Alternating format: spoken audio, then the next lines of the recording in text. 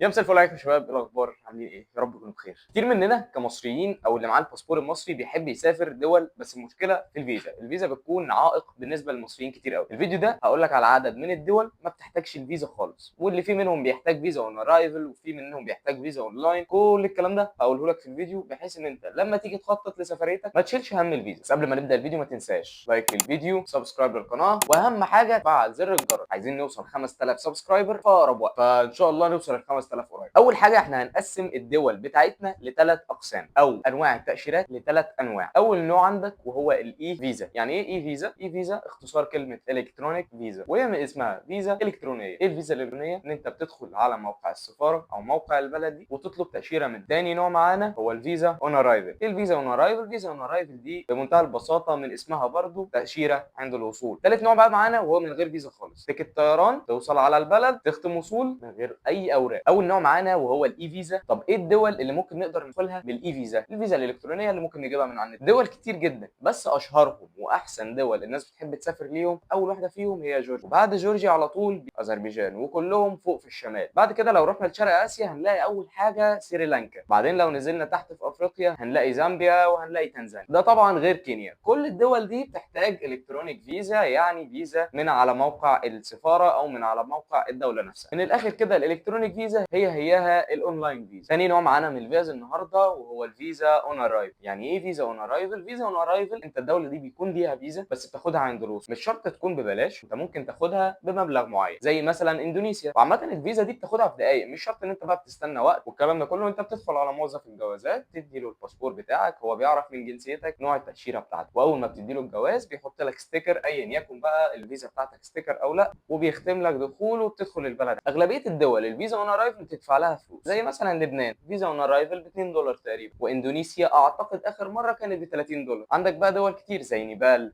لاوس، كمبوديا. بس الحاجه اللي تاخد بالك منها وانت في الدول دي حاجتين: ان انت يكون اول حاجه معاك صوره شخصيه احتياطيه وتذكره عوده. اخر فئه معانا وهي اللي من غير فيزا خالص، اللي انت بتيكت الطيران وحجز الفندق بتسافر لها من غير اي فلوس ولا اي رسوم فيزا، ودي فعلا انت بتدخلها بالباسبور بس اكنك رايح من مدينه لمدينه. عندك مثلا زي ماليزيا بتدي لك 90 يوم فور فري، هونج كونج نفس الكلام، الاردن ولبنان. طب انت مش قلت لبنان بفيزا اون ارايفل ب 2 دولار؟ ما انت عندك في لبنان اختيارين: يا اما تطلع من مصر وانت معاك في جيبك 2000 دولار كاش تقوم في المطار في الكاونتر بتاع التشيك ان، يا اما تاخدها اون ارايفل لما تروح هناك وبيكون معاك 2 دولار بيكون ستامب على الباسبور بتشتريه من الجوازات.